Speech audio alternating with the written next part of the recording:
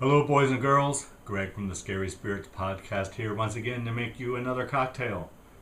Tonight's cocktail is the Red Death Halloween cocktail, which is the featured cocktail in today's episode.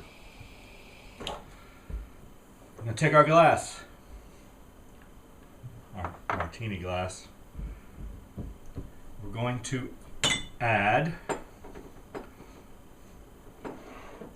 1.5 tablespoons of grenadine. 1.5 tablespoons.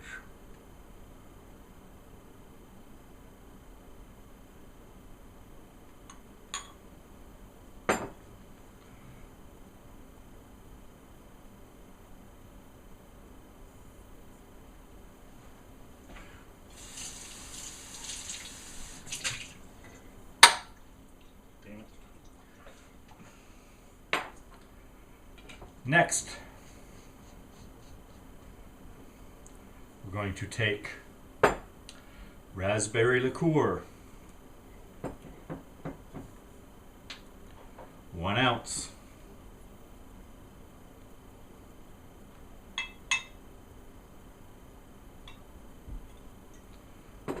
And we're going to layer it on top of the grenadine. Yes, boys and girls. We're going to try it again.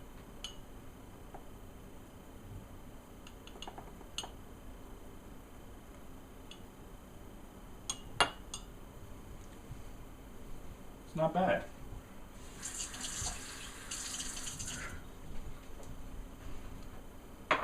Except I made a mess.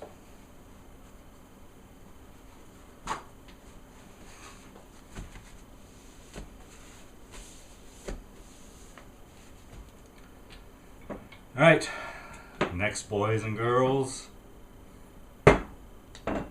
rum. 1.5 ounce rum.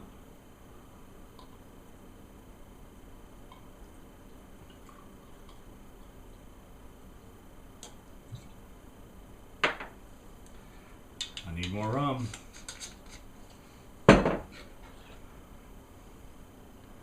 And we layer that.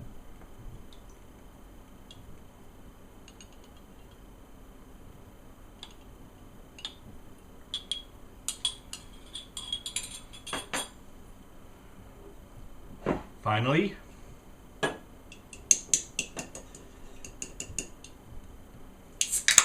Coca-Cola, Pepsi, Diet Coke. I'm using Coke Zero. And we're going to top the glass with the Coke.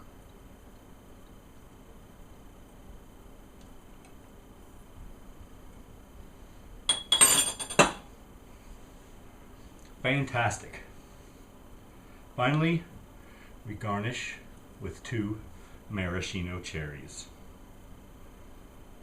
There you have it. The Red Death Halloween cocktail.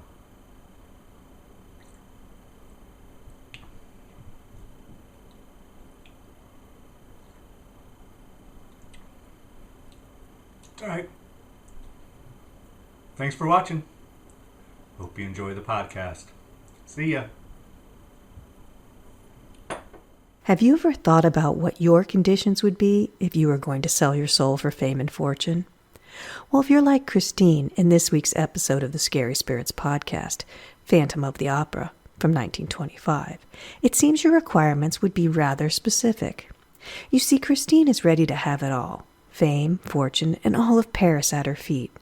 So she willingly ditches her boyfriend and throws her fellow actress under the bus, all to serve her unseen master. Everything takes a drastic turn, however, when she actually lays eyes on her benefactor. Let's just say he doesn't quite measure up to her standards of beauty, and she wants out immediately. Word to the wise, if you are following Christine's plan of soul selling, when you lock down the sale, make sure you bargain with a handsome devil. Cheers! Welcome to the Scary Spirits Podcast. Please be advised that the presenters may use adult language and/or discuss adult situations. This podcast is not intended for younger listeners or those that may be easily offended. So, if you're ready, let's go.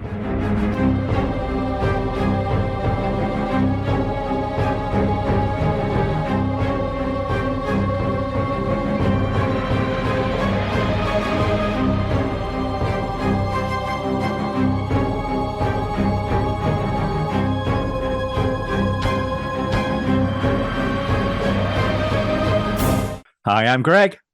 Hey, I'm Karen. And welcome to the Scary Spirits Podcast, the podcast that combines the two very different but highly compatible worlds of scary films and alcoholic spirits. What could possibly go wrong? Indeed. How are you, Karen? I'm doing great. How are you, Greg? I'm okay. Little post-Halloween depression, Karen. It happens to the best of us. PhD. Yep. We're a match now. Awesome. Well, I'm sure spending time with me and the listeners is going to cheer you right up. God, I hope so, Karen. It's a lot of pressure. All you need to do is be delightful as always, and I'm sure everything will be fine. I'll do my best. All right, I believe this week's film was my choice. Was it not, Karen? It was, and it's a very interesting choice. It was an interesting choice, I thought. What do you got for us? The film I have chosen is Phantom of the Opera from 1925, starring Lon Chaney. Awesome. And why did you pick this one? Today is November 16th, Karen, and I'm still suffering from PhD. Can you believe that shit? Yeah, I can. But The Phantom of the Opera was released November 15th, 1925. So we are celebrating its 97th anniversary, Karen. That sounds about right. 97. Hope to live that long. Ugh, I don't. I'm already a pain in the ass. Can you imagine me in that many more years? Ugh. Oh, I'm looking forward to being a pain in the ass. Especially a super, like an old grumpy old man pain in the ass. Even more than I am now, Karen. I can't wait. I was going to say, Nurse, get over here and give me my sponge bath. My poor children. All right. That's all I can say. I'm sure I'll be delightful as always. Yes, I'm sure. Less sarcasm would have been appreciated. Do you have a drink to go with this movie, Greg? I do, Karen. Thank you for asking. And what is it? The drink I've chosen is the Red Death Halloween cocktail. You are still in mourning of Halloween. Well, it does tie into the movie as well. It does. How do we make the drink? So we're going to need Coca-Cola, Pepsi, Diet Coke, Coke Zero, whatever RC your cola of choice. Yes, correct. What cola did you use, Karen? I'm a Coke drinker. I had a Coke Zero, Karen. Oh, really? I would have bet the house on Pepsi. Oh, actually, we had Diet Pepsi too. I could have done that, but I found one little tiny one of the small cans that I had purchased previously. I found one in the fridge of Coke Zero, so it was perfect. It was meant to be. Was meant to be. And we're going to need some grenadine. Actually, 1.5 ounces of grenadine, or 1.5 tablespoons of grenadine. 1.5 ounces of Bacardi or rum, whatever you have. I did not have any white Bacardi rum, so I used another rum I had. A couple maraschino cherries, a cocktail pick, and 1 ounce of raspberry liqueur. I used razzmatazz because I'm cheap. I used the expensive one because it's all I could find back then when we first used it. So, of course, the first instruction is chill all ingredients in the refrigerator prior to layering, which I didn't do. Oh, I did. It didn't help me. This is a layering drink, and apparently if you chill everything first, this is supposed to make it layer better, but whatever. And we're going to add the 1.5 tablespoons of grenadine to the cocktail glass, your martini glass. Then we're going to add the 1 ounce raspberry liqueur, pouring over the back of the spoon, Karen. against the glass to layer it. Mm-hmm. I didn't do too bad. It was a little bit of fail. I spilled a little bit on my bar, but it layered, so I was happy. So I'm a little low on the raspberry liqueur. Mine looks like those Pinterest ones where they say nailed it and it's completely not nailed. That's what mine looks like. I got more stuff on my counter than I did in my glass, I think. No, after that, I learned my lesson. So I must have learned something because the rest of them I did pretty well. So then we repeat with the 1.5 ounces of rum over the back of the spoon against the glass. And then the cola. The recipe calls for 5 ounces. I just filled it to the top. I didn't measure out of the can. I did measure, but. Then we garnish with 2 maraschino cherries on a cocktail pick. Which looks very nice. Doesn't it, Karen? Mm-hmm. Should we give our listener time to make their drink? We should. And I hope they do a much better job than I did. I'm sure they will. Hold on.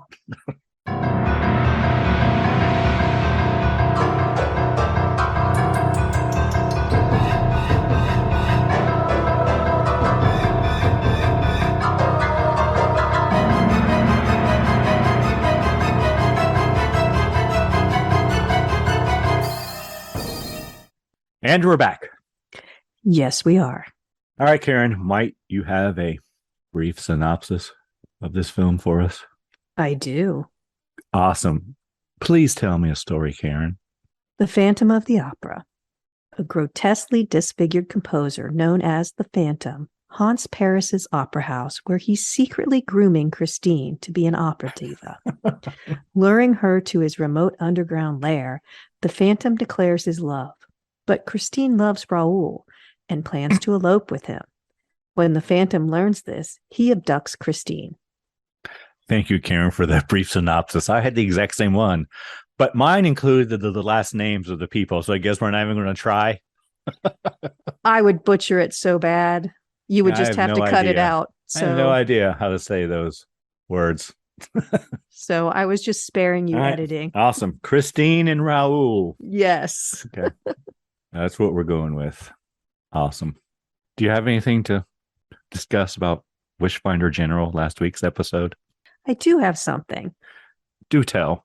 Well, we were talking about whether it was actually a horror film or not. And I was thinking about it later because to me, I always felt like a horror film should have some sort of monster, like an alien or Frankenstein. You know, there's something. Did you wake up in the middle of the night thinking about it, Karen? No, I was driving. Okay. And I was thinking about horror films like the Texas Chainsaw Massacre or Saw or, you know, any of those, or even The Shining. They don't have necessarily an alien, you know, an entity that isn't natural. They're just crazy people. And those are considered horror films. So I was thinking later that this does kind of fit in that. He's a serial killer, more or less. Yes. For money. Yes. Even worse.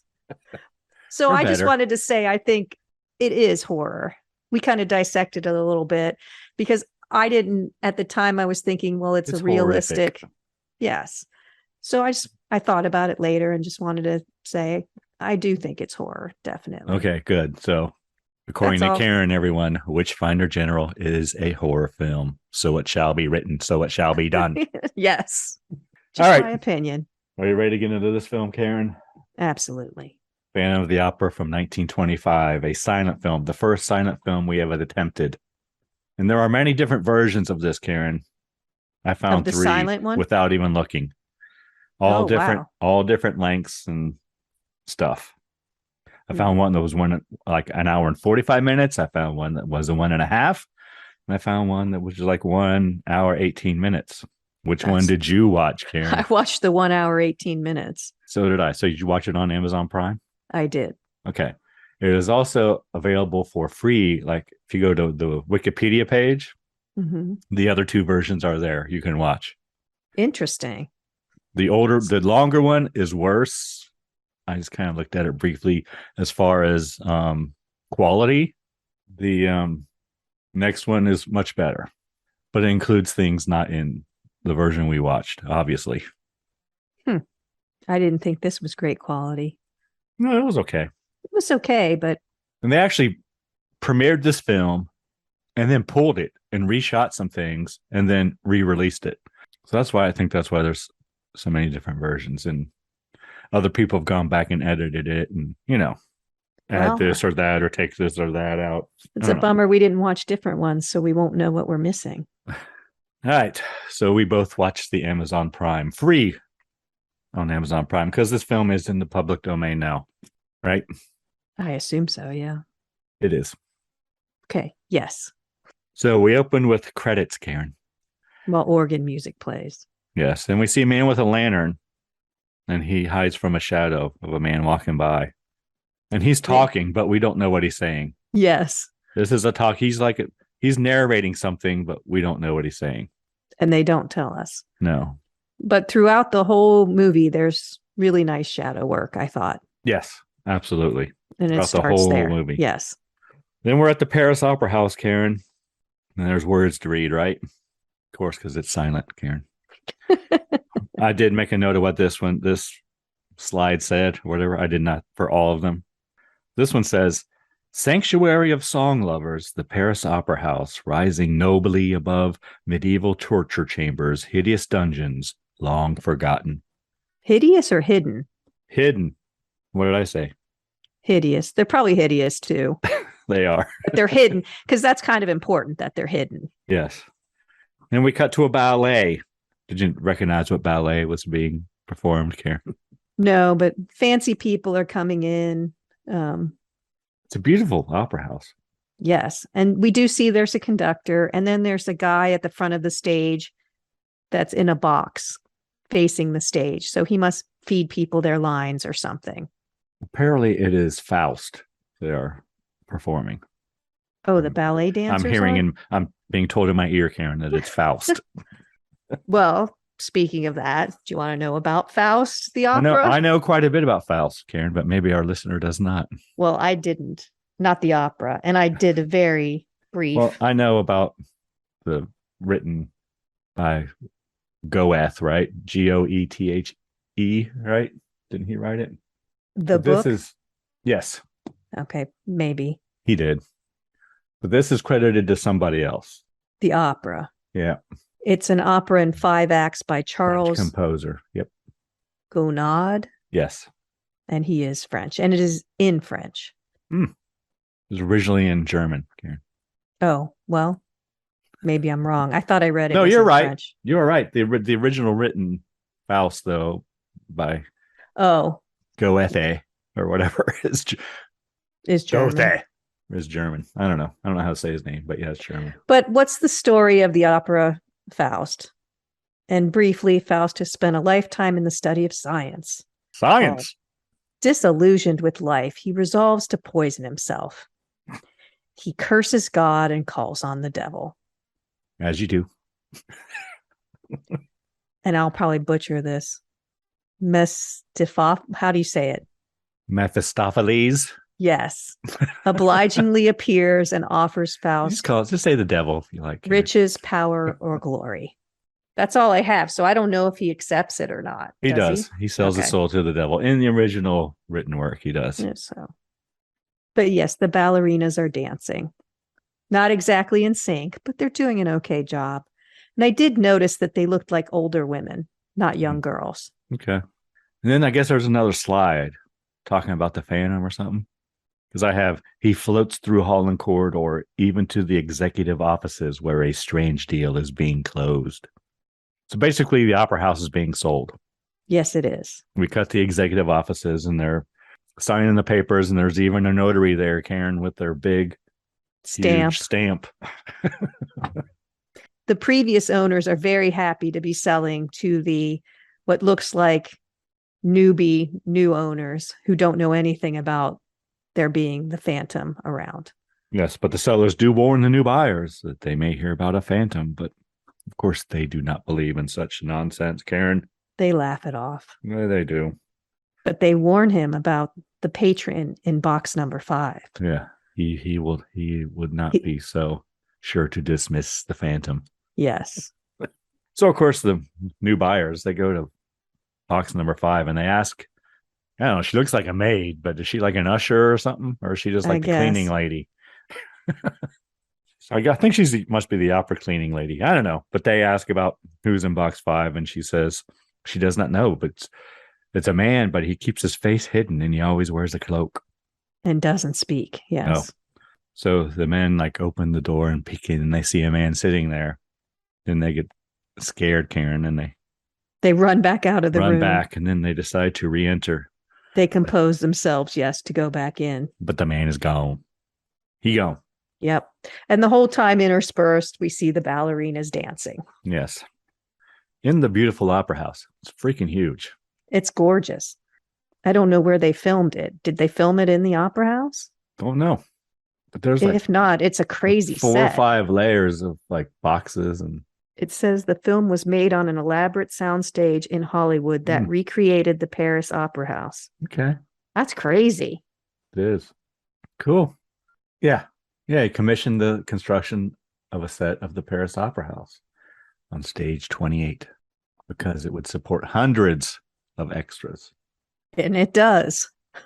It was not dismantled until 2014, apparently, Karen. No, that's a bummer. Interesting. So the ballet finishes, and we see the ballerinas running from a shadow of a man, apparently. But they seem to be underneath the stage. Yeah. I don't know why they're there. That was weird. As you would. I guess. That's probably where the dressing rooms and all that shit is. But they say the Phantom is chasing them, and then they give conflicting reports about what the Phantom looks like. One says he has no nose. One says he has a huge nose, and so on. They're and so all forth. afraid. Then we see a man coming out of the cellars, Darren. A strange man from the cellars. Yes. And they wonder if perhaps he could be the Phantom. He just looks creepy. He doesn't look like a phantom. No. Then they go see the prop maker who has actually seen the Phantom. And he's got his hand in the head of Jesus, it looked like, Karen. Yes, it was a little strange. It was a good prop, though. Yes, good head absolutely. Prop. For 1925, absolutely. Yeah, and the eyes of the head open as he has his hands inside the head. It's pretty cool. And the prop maker describes the Phantom's face to them. He confirms that he does not have a nose. He takes the ballerinas to where he saw the Phantom. And while they're there, they see a shadow in the same spot, and they all run away. Yeah, and there's all kinds of props around. There's a huge skull, an Egyptian-looking body. So they've done a good job of putting props around. Next, we learn is Carlotta's mother, because that's what the slide says. Yes. And she comes to see the new owners, and she presents them with a letter that her daughter received. And it says, Mademoiselle Carlotta, Christine will sing the role of Marguerite Wednesday night.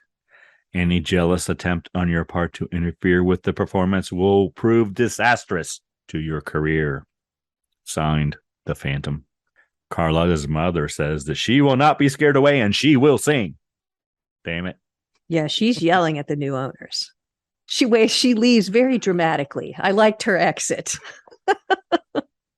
Wednesday comes and Carlotta is strangely ill and cannot perform, Karen. So Christine will do the singing.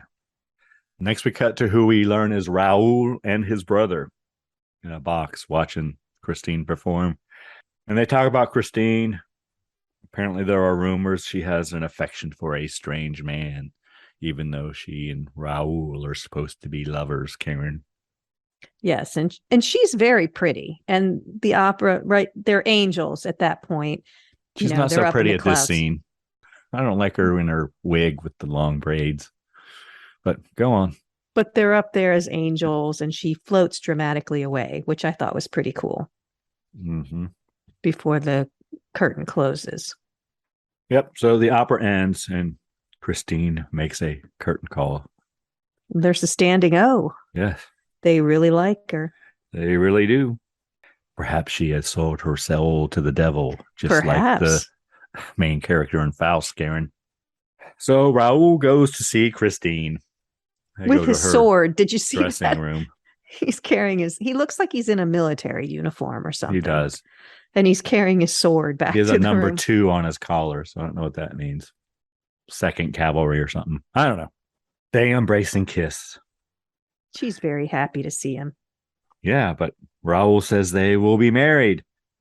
But Christine says, well, hold on a second. I cannot leave the opera. Well, he says, oh, wow, okay, you got to sing in the opera. Now we can get married. You've achieved what you wanted to. That's enough. You've done it once. Now you can be a wife and be married. Nope. She says, nope. My Nope. true love is the opera. You must forget about me. Or something like that. Yes. So Raul leaves. Devastated. Christine hears a voice like that of an angel behind the walls, Karen. Apparently. Mm-hmm. Voice tells her she must forget about all worldly things. All she should remember is the opera and her master. Well, you he must says, obey your master. Master. Master. that's my favorite song. I'm glad you got the reference, Karen. So it looks like Raul is outside her door and listening as this voice is speaking to her. And he does say that, look, I placed the world at your feet tonight. So now forget about everything because Paris is going to worship you now. But you have to only think of your career and your master, like you said. And Christine smiles and nods. Yes. She seems to be very excited about Paris being at her feet. Yes. And perhaps meeting her master. He says he will come soon. Yes, she seems cool with it at this point. But Raul's outside her door listening this entire time. Cut back to the executive offices again. And Carlotta has received another letter. And her mother is Edged there. in black. Yes. It says, Mademoiselle Carlotta, if you appear tomorrow night, you must be prepared for a great misfortune, and therefore I advise you to be ill. Signed, the Phantom. He's definitely not hiding who's sending the threatening letters. No, he is not. Carlotta's mother says she will sing come what may. She doesn't care that Christine's friends are plotting. Then, as she leaves, the managers find another letter right there on their desk. Yes, that we see a hand from behind a curtain fling it onto the desk. Oh, do we? I didn't notice. Letter reads, My dear managers. At least he's very polite. Yes, he is. The role of Marguerite shall be sung again tomorrow evening by Christine instead of Carlotta. Signed, the Phantom. P.S. If you refuse this, you will present Faust in a house with a curse on it. So now he's threatening the owners, not just Carlotta. Yeah. It's getting serious now. All right. So then Carlotta appears as Marguerite. And she's singing. Yes. And Raul receives a note from Christine, right? That's Christine, right? Yes. This is when she looks good. She doesn't have that stupid wig on. I cannot explain, but you must never attempt to see me again. Christine. And the managers or owners are watching the performance. And we're kind of cutting to Carlotta singing. And the owners are watching happily, more singing. And then the lights begin to flicker, Karen. Yes, they do. But Carlotta, ever the professional, keeps singing. She does. The chandelier falls in the opera house. People run for their lives. It's huge. I think that a few chandelier of them are crushed. Yes, some of them don't make it. Yes, and we see the man we saw earlier come out of the cellar, the mysterious man. And he and Raul stare at each other, Karen. Yes, but everybody's running. Some people get Run away, run away. What's the word? Sorry, trampled. Sorry, they get trampled. Raul enters Christine's room again. She's got a nice dressing room for the opera house. Yeah. For the understudy. For the understudy. Yeah, I agree. You know? Christine enters and hears. So he hides. He runs in. He comes in and he hides when she enters. He doesn't see her. So he hides when he sees her, the doorknob turn and she comes in. So he doesn't she's already told him, never attempt to see me again. Right. Raul. Nobody listens in this movie. So voice again says he has come for her. And she's happy. I'm she ready, says, master. I am ready, my master. Yes. Yes. Then her mirror opens and she walks through. And Raoul tries to get through, but he cannot. He cannot find how to get through. Yeah, there's lots of secret passages and things in this opera house because of the torture chambers underneath, the hidden ones. And we see Christine in between the walls or whatever, and a hand comes up and taps her on the shoulder. She turns to see a masked man and cowers in fear, Karen. He does try to comfort her. The man tells her that it is him, her master. Master. Master. He leads her to the cellar and puts her on a horse. I wrote, right? Well, she's reluctant. She doesn't want to go, but he's leading her deeper into the depths of... Yeah. He leads the horse deeper down into... It looks like she faints. The cellars. And he puts her on the horse. And I don't know how that worked out, but it did. She stayed on the horse and he guides the horse down deeper into the catacombs is what I called it. But yeah. I don't know why they needed a horse for that. He could have just picked her up, carried her, but maybe they went much further than I thought. Maybe they did. They said there were 5 levels below at one point. But they reach water. He calls it a black lake or something. And the Phantom, I call him the Phantom from now on until his name is revealed, puts Christine in a boat and takes her to a room. It's like a gondola because he uses a stick to guide it. Yeah. The Phantom professes, the Phantom professes his love for her. Christine runs into an adjoining room and finds a coffin. The Phantom tells her that is where he sleeps. He keeps professing his love for her. It's been a long, weary months, and he's waited for this. You know, he's in love with her. And then Christine, I wrote, finally puts it all together and realizes that, oh my God, you're the Phantom. And she's looking a little woozy. The Phantom says he was once called Eric with a K. Yes. And he hopes that Christine's love can redeem him. He's like Beyonce and Madonna. He only has one name. Eric. Christine faints. Phantom He's trying to tell her his backstory, and she just is overwhelmed and faints again. He picks her up and takes her to a lavishly decorated bedroom, I said, Karen. Even more lavishly than the one she has upstairs. The bed is a gondola. There's curtains everywhere. I was totally into it. Like, I could live in this bedroom. It would be nice.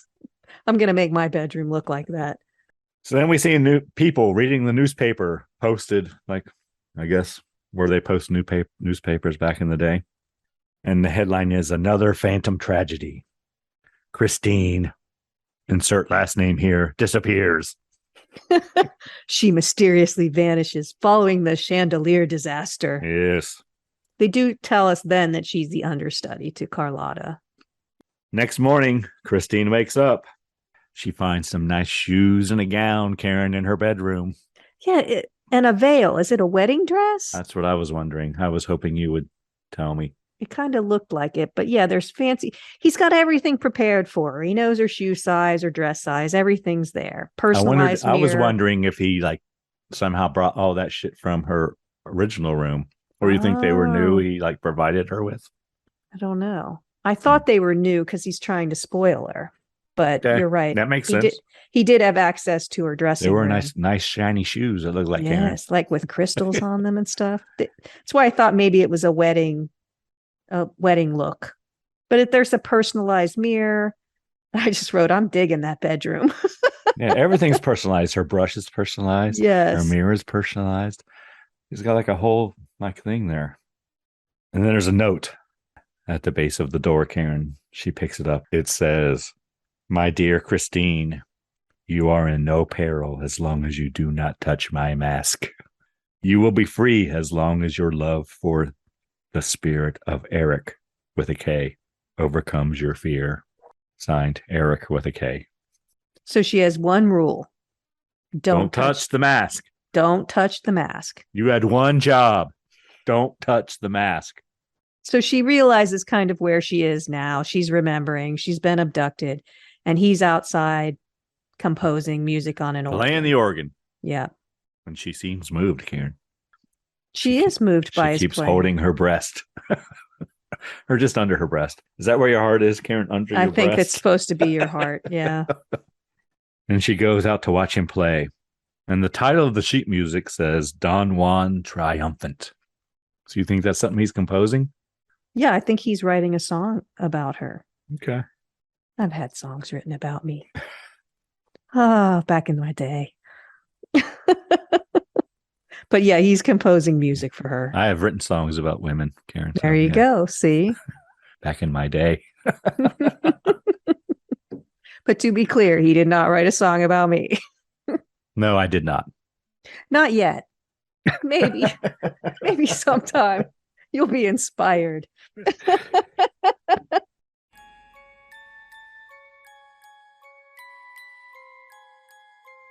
Karen, do you have all your holiday shopping finished? Not even close, Greg. Do you? Come on, Karen, not yet. But I've got something that might help all the listeners out there who are slackers like us. What's that?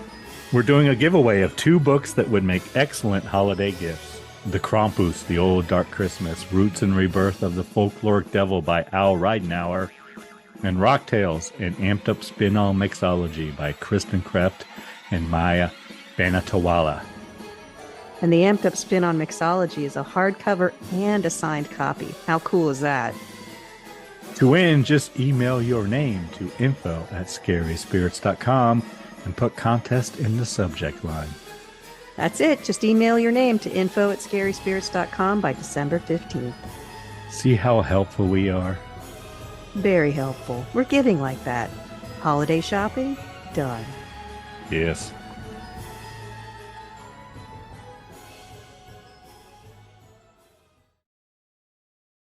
Christine. First thing she does, Karen, sneak up behind him and starts and break to the rule. pull She's the trying. mask. Yeah, she tries, pulls back, and then does the one thing he asks her not to do. He turns to look at her and she is horrified. And he's pissed. Yeah. Christine tells the fan if he lets her go, she will be his slave forever, Karen. He does raise his arms to the heavens with the why. Phantom says, tells her, feast your eyes on my accursed ugliness. I said, this is sad. He's devastated and angry that she didn't heed his warning. Right. But he does say to prove his love that he will let her go back to the opera house and sing. Yeah, pretty nice of him. But she must never see Raoul again. Yes, but remember, you are mine and you shall not see your lover again. If you do, it is death to you both. Christine swears she will never see him again. But the Phantom should know she already broke the one rule. Next scene, Karen, we see a note to Raoul. Although I gave my word never to see you again, I must. I will be at the ball mask tomorrow. The masked ball, yeah. She's a rule breaker, this one. Tomorrow night, but not alone. Beware. Signed, Christine. Yes. Then we have a quick scene of Raoul contemplating what he just read. She's broken every rule there was so far. So next we cut to the masquerade party at the opera. And it's very crowded. It is. And in some versions, Karen, this is in color. Oh, really? Yes. That would make sense. It's very, very well done as well. And then I made a note, as I'm sure you did, Karen, about the women walking up the stairs with the long gown and trailer. Yes. Trailer. Is that what it's called? What's it called? Train. Yes, with a train. And it's a sparkly gown. It's gorgeous. But I don't know how, beyond walking upstairs like that, I don't know how you deal with it. You'd have to carry it around every other time. Yeah. But it's a gorgeous scene walking up the stairs. There are lots of people having a good time. Everybody's having a great time. Lots of harlequins, and it seems kind of decadent, Karen. Frivolity. Scantily clad women in costumes. Kind of like today's Halloween parties. You got your slutty nurses and your slutty clowns and right? Yeah, great. Okay. Kind of is. I'm just saying. The slide said something about cast or One night Cast each year, or all of something. Paris mingles and forget about cast. Yes. So I guess everybody's invited to the Yeah. opera The house. social structure doesn't matter at this one night. Right. Whoever come you in are, your just costume and come in a costume and have at it. party on, dude. So Christine finds Raoul, Of course. and then they run off together. Next, Karen, a man wearing the mask of the Red Death enters. Hence our cocktail, Karen. It would be cool if he was in color. It's in this really scene. good. Yeah. His red robes and his hat is red. And he's got a skull mask. Yeah, it's very well done. Yeah, it's an amazing costume. And everyone gets out of his way as he enters and walks down the stairs. Which was very cool too. Yeah. And he says, beneath your dancing feet are the tombs of tortured men. Thus does the Red Death.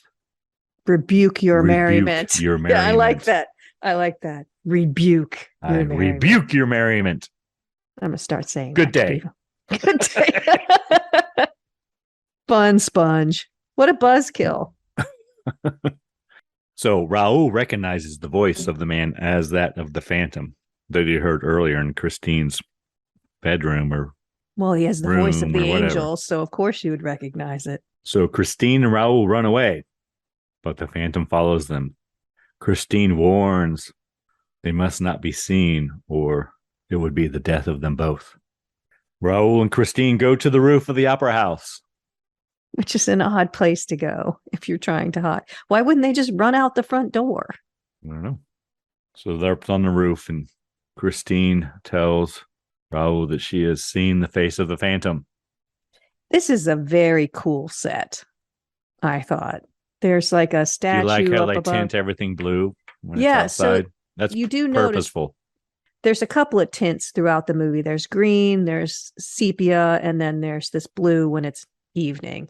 It was gorgeous, I thought. There's a big statue up above them with two bare breasts. Did you count those? I did not. But the Phantom Looked like foam, is up though. there. I made a note. The Phantom is up there in his glorious costume, and the wind's blowing his cape. It's really And this part isn't well colorized. They only do that ball part. If you see the version that has that colorized, that's the only part is where the ball actually interior he comes in and does all that stuff, and then it goes back to this blue hue for this. But he's above them and can hear everything they're saying. Clinging to a statue. Yes. Christine tells Raoul that she is going to take Carmela's place in Faust tomorrow. After that, he must take her away to England. They must run away, Karen, together. Phantom is not happy, I wrote, Karen. He's crushed. Once again, he's raising his hands to the sky, saying, Why hast thou cursed me? Because Christine and Raoul hug, and they have a plan, and she has betrayed me, the Phantom says. She has. And then Christine and Raoul leave the roof, but not before kissy facing. Raoul and Christine embrace. Then they run back into the opera house, and they run into the mysterious man from the cellar again. And he kind of gives them a heads up. Hey, you need to go this way. Go this way, not that way. We see more dancing of the crowd. And we cut to the owners of the opera house reading a 3x5 note card, Karen. I don't know where it came from. I think there was an investigation or something. But they have a note card. Yes, they do. And at the top it says Eric with a K. Again, one name. One word name. And everybody knows who he is. Yep. Born during the Boulevard Massacre, self-educated musician and master of black art. Exiled to Devil's Island for criminal insane. Escaped. Now at large. And is there like a cop or somebody in here giving him this card or something? That's why I didn't know if it was a Here private... is your Phantom, right? Yeah, I don't know if it was an investigator or a cop, like they hired someone or what. But yeah, so now they have a little bit of information about Eric with a K. Next, Raoul arrives at the performance of Faust the next night. He has a carriage, and he has it wait for him at the West Gate, Karen. At 9:00. Yes. He goes to see Christine. Christine warns Raoul that the Phantom knows their plans. She has heard his voice again. He knows everything, Karen. Because, of course, he was right there and heard it all. Well, yeah. And she's crying, but Raoul is drying her tears and tasting them, too, I think. It was weird. I don't know what that was all about. And we have a scene of the Phantom at the coach real quick. And Christine begs Raoul to save her from the monster. He tells her that his carriage is waiting outside and they will leave right after the performance. But the show must go on, Karen. Exactly. Apparently. Because they could leave right now if they want to. You would think. Whatever. So next we see a stagehand and he finds a hanged man. Yeah, I guess. Yeah. We see the shadow. Then he runs and brings others to see the body, but he gone. But they do find it on the floor. Right next to where it was hanging. But Yeah. It took him a minute. And one of the men says that it is his brother Joseph. He knew too much about the Phantom and he had to pay for it with his life, Karen, apparently. Next we see a room. I guess these are like... Stagehands? Yeah, they're like controlling lights and shit and whatever. And the Phantom swaps a couple bottles. I guess their lunch from their lunch sitting there on the table inside the door. Well, we assume it's the Phantom. All we see is a hand coming through the door and swap bottles. So yes. I don't know. Which we assume has drugs in it, but yeah. And the opera's going on, and we see the director directing, and Phantom grabs his ankles and pulls him down and pops up, and Christine is quite distraught, and the curtain comes down. Well, the lights flicker. Christine screams, the lights go out, the curtains close, and when the lights come back on, Christine is gone. All that's left is her wig with the long blonde braids. So the mysterious man from the cellar pops up again. We do see that the stagehands were drugged. They're asleep. So that's how he could get in and do all this stuff. Mysterious man from the cellar tells Raoul that he thinks he knows where Christine is. Yes. He tells him that he is a member of secret police and he has been studying the Phantom for months. And they go through the mirror in Christine's room. The cop knows how to open the mirror. And it looks like Raoul's brother is looking around for Raoul. Yes, but when they go through the mirror, the door closes behind them. Secret policeman tells Raoul to keep his hand up next to his head so that they cannot be strangled or grabbed by a noose. Yeah, so was it going to drop from the ceiling or was it going to come behind them? I don't know what that was about. I guess his MO, I guess, is he lassos people and chokes them. Hangs them, yeah. But he's very persistent about that because Raoul does put his hand down at one point and the secret policeman lifts it back up and chastises his name him. is Ledoux or something like that, right? Yeah.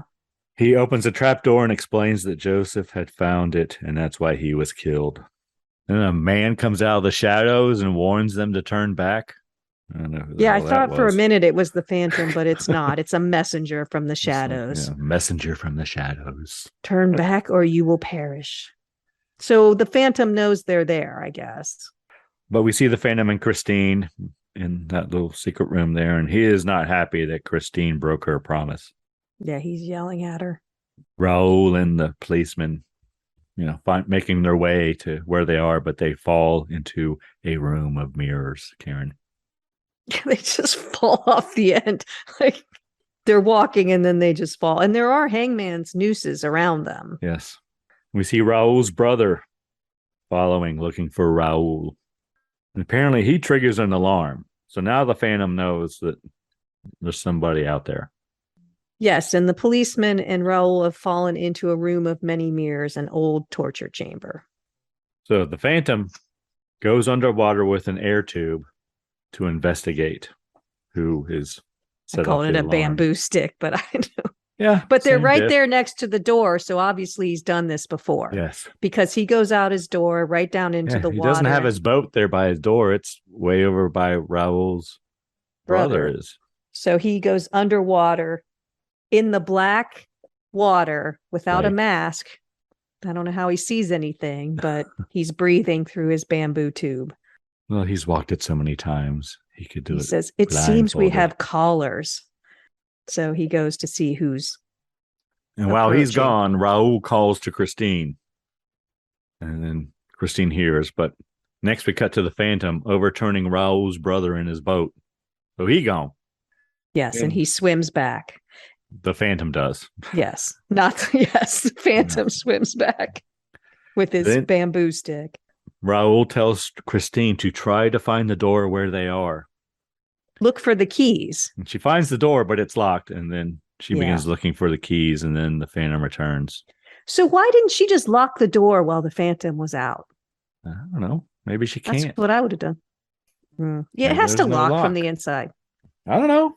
He's a Phantom in his lair. It's locked. It's lockable. I would have locked him out. But she can't find the keys. Phantom plays the organ.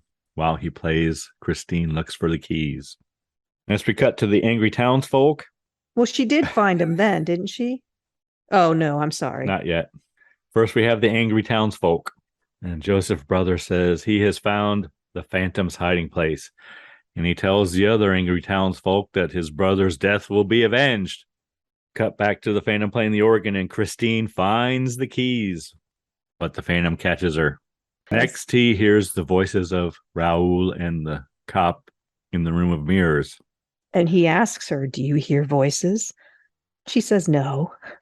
Perhaps we may have more callers, he says, and the lights go on and off in the room with mirrors. And somehow he turns up the heat in there, Karen. Yes. Intolerable heat. Intolerable heat. And Raoul and the policeman begin disrobing to escape the do. Heat. Christine's appalled because she can see it. Cut back to the angry townsfolk. The mob mentality is beginning to form. They all got their torches and pitchforks and whatnot. Yep. The Phantom tries to bargain for the lives of Raoul and the policeman with Christine. Just then, Raoul finds a trapdoor, Karen. They get it out of the hot room of mirrors and fall into a room full of gunpowder. Yes, which can't be a good thing. And they can't get out. It's a locked room. So the Phantom does something, and like gates come down and they're locked in there. And the mob is coming. So we're kind of getting quick shots of Phantom, the men in the gunpowder room, and the mob coming.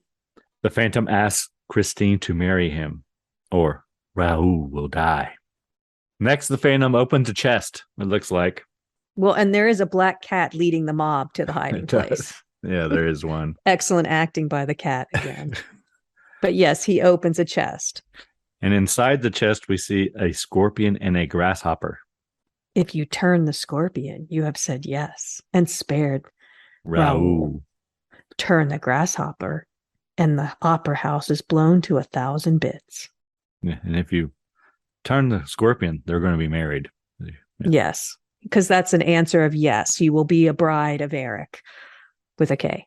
Cut back to the angry townsfolk with their pitchforks and torches, running through the catacombs. So Christine has to decide, and it seems like a big decision to her because she's taking her time. Yes, she's deciding. She does. She goes for the grasshopper, and the Phantom goes, "Oh no, oh no." Then she comes back, and it's a debate. She's debating it in her head. She doesn't go right for the scorpion to save Raoul right away. But eventually she does grab the scorpion and turn it. And when she does, the water begins draining from the Black Lake and into the room where the gunpowder is, where Raoul and the policeman are. So the Phantom has lied. Yeah, so they're going to drown. Christine says she will do anything if the Phantom saves them. Anything. She's begging. And he opens a trapdoor, letting them out of the water. Christine and Raoul embrace. Immediately. So she doesn't even pretend that she's going to follow through on her promise. No. And he's surprised. The Phantom is surprised by that, where she hasn't listened to one thing he's asked her to do. And he's actually surprised that she goes right to Raoul and doesn't keep her promise.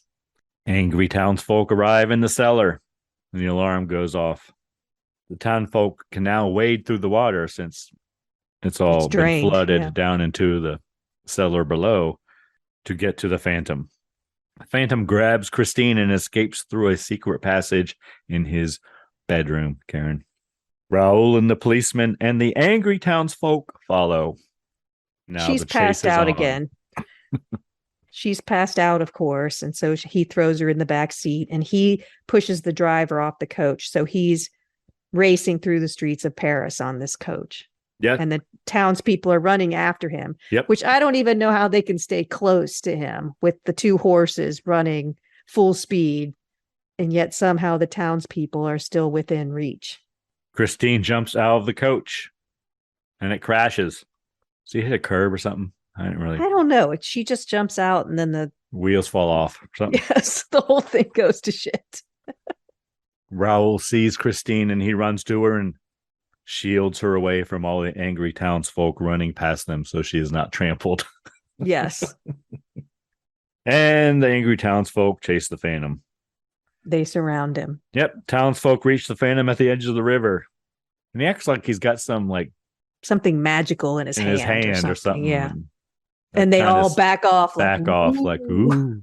What's he got? But then he laughs and shows there's nothing in his hand. And they surround and beat the shit out of him, Karen. They do.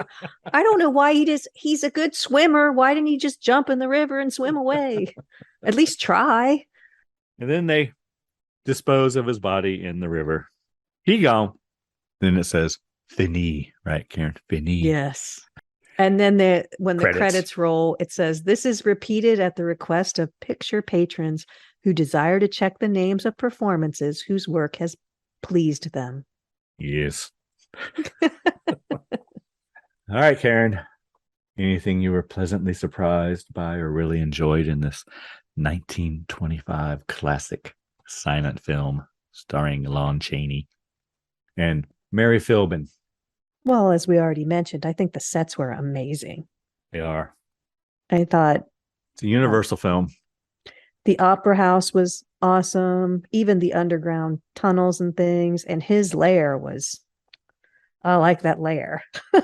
I was digging it. I thought his makeup was pretty good. You liked his lair? You liked his bedroom with the coffin? Or you liked I liked hers Christine's better. bedroom. Yeah, I liked hers. And we also said there's good shadow work throughout the film. Yeah, there's a lot of good shadow work. I don't know if I've ever seen a silent film from start to finish, so I can't really judge acting wise. So you've never seen this film? No. I should have started with that. I have seen it before. You have? Mm-hmm. So, but I'm just saying I can't compare it like acting styles to whether they were over the top, whether they were, I don't know. Buster Keaton films or something. I don't know. So, but I enjoyed it. I liked the toning where they put blue when it was dark and outside and green when they were in, I thought that was good. Like I said, I can't comment on the acting because I don't know. It seemed a little over the top, but I think that's the point of a silent film. That's how they did it. Yeah. Yeah. So the makeup is over the top, and so is the acting. But I liked his makeup. His makeup was good, but but he wasn't as horrifying. Normal people had always have over the top makeup. Well, the policeman for sure. He looked almost like a mummy. Yeah, he looked creepy. Yeah. Compared to Raoul didn't have that makeup as heavy as the policeman did. That's true. Lots of eyeball acting. And Lon Chaney was given the freedom to create his own makeup. He wasn't as scary. I'm sure it was scary back then, but it wasn't as terrifying. I'm sure it was. And he says he wasn't wearing a mask during the Red Death scene. He did remove it at one point.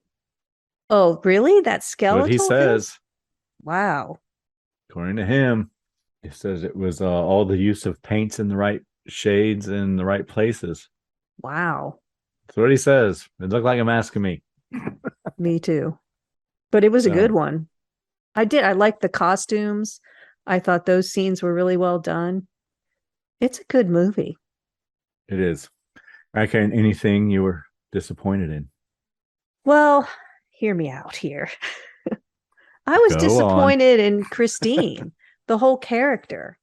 I was pissed at her because she is ready to run off with this man with the angel voice, ditch Raoul for fame and glory until she sees what he looks like.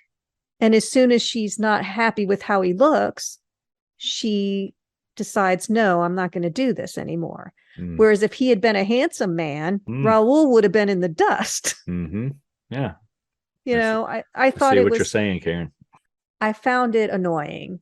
So I didn't really like her as a character through the whole thing because I found her very shallow or whatever. Maybe that's how it's supposed to be, but I don't think so. I think she's supposed to be a liked character. Yeah, I wonder how this differs from the novel. I don't know. Does it somehow mirror Faust? Just because she was willing to sell her soul until she saw what the devil looked like. She was ready. I'm yours, master. I'm ready. I'm waiting. Oh, wait, I don't like how you look. Forget it. Deal's off. Well, I can already tell there's a lot more in the novel. Of course, there always is, but Well, yeah. Granted, he was a killer, which makes him a non-likable character. But he was doing everything for her, nothing for him. He was composing music. He was making sure she got stardom. He was doing everything because he loved her. You know, I get the killing part was not so good, but she didn't appreciate any of it once she saw what he looked like. in the novel, he keeps her for a couple weeks before agreeing to let her go back and sing. So, right, besides the killing part, he's a decent human being. It was a bit jarring when they beat the crap out of him at the end. I mean, too, that was, I was a little taken aback. Interesting. What about you? Was there anything you didn't like? No. It did seem a little disjointed at times with the guy with his brother. And then there was the part at the beginning with the trapdoor that, I don't know. Now that you say that, I can see that there were pieces missing. Apparently in the novel, Eric is a much more sympathetic character. I can see that. And he allows them to escape. And like she even returns his affection somewhat. The ending is a bit different, and I'm not going to ruin it for anyone. Apparently, Christine cares much more for him in the novel than in the film. The novel, The Phantom of the Opera? Yes. Okay. The Phantom of the Opera. Well, in the film, they definitely wanted him to be by French author Gaston Leroux. A non-likable character, but I still felt sorry for him. She just never does what he asks her to, and he keeps trying, but As she you do, keeps... Karen. All for the love of a woman, Karen. That's what happens to you. Foolish man. Or women, depends. Yeah, I guess it does go both ways. All right, Karen, how many cocktails are we giving this film? You want to give it a 2, or you think it's a 3? No, I was beginning to write 2 as you were speaking. Okay. It's very good. 2. If you haven't seen it, I highly recommend that you do. Yeah, it's good. At least the one I watched. I can't comment on the others. Yeah, the one on Amazon Prime, the 1 hour, 18-minute. It's good. I'm sure the other ones are fine too. You probably just get more. I would like to see the color background and thing like that you talked about. I think, and there was a partial talkie version too. They released where some scenes there was actual talking. I don't know. There's many versions of this apparently. All right, Karen, what do you think of our cocktail, the Red Death Halloween? I liked it, but I like a drink with a good mixer, and this one has it. Did you like it? Yeah, it's good. After it sits, it's better as usual. Even though there's no ice in it, to water it down, but as it sits and mixes, it does get better than from my initial taste. All right, Karen, have we learned anything here today? Not a whole lot. Learned a little about Faust. A little bit about Faust. That's all I had. We did have some Master of Puppets, Metallica references. Yeah. We did learn that the movie was shot on a soundstage with elaborate sets and hundreds of extras. You learned that the piece of material that drags behind a woman's dress is called a train. It is called a train, not a trailer. No, or a trail, whatever the fuck I call it. You don't drag a trailer with you. I don't know these things, Karen. Well, you do now. You're learning all the secrets. I'm trying to get in touch with my feminine side. Good for you. All right, Karen. I believe next film is your choice. Is it not? It is. So what film will And I am 100% prepared to tell you what it is. As you should. As I always am. Yeah. What film are we going to watch next week, Karen?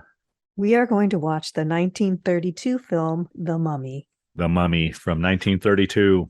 Yes. Any reason you chose that film, Karen? Well, that film stars Boris Karloff. And when that podcast comes out, it is Boris's birthday. Day before Thanksgiving this year. Yep, November 23rd. That's Boris Karloff's birthday. I'm sure he'll be honored that we're doing this for him. All right. Do you have a cocktail for the Mummy, Karen? Of course I do. Oh, do tell. It's called the Egyptian Martini. Okay. We're going to need 2 ounces of raspberry liqueur, Okay. 1 ounce of vanilla vodka, Okay. half an ounce of triple sec liqueur, maraschino cherries or fresh raspberries, and a dash of sparkling water. Damn, I got to get some sparkling water. Otherwise, you're set. Otherwise, I'm set. You want to know how to make it? In a cocktail shaker, mix together the raspberry liqueur, the vanilla vodka, and the triple sec. Shake well. Pour into a martini glass, garnish with maraschino cherries or raspberries. Float a bit of sparkling water over the top if desired. Yeah. And enjoy. So you don't have to have the sparkling water if you don't want to. I will be. Okay. Karen, we would be remiss if we did not mention that we do have a Wicked Ramblings episode coming out next Sunday. All about Krampus. Krampus is coming. It's that time of the year, boys and girls. Have you been naughty or nice? Well, we all know what you've been, Greg. Duh. I'm a minion. I'm a Krampus minion. You're a helper. I am. Yes, but then the Wednesday, like I said, before Thanksgiving, we will be doing The Mummy from 1932. But be ready for Krampusnacht, boys and girls. Well, they can't be ready. Not to spoil it, but if you haven't been good all year, you're screwed. You can't start being good right now and make it all better. All right. Anyone you need to thank, Karen?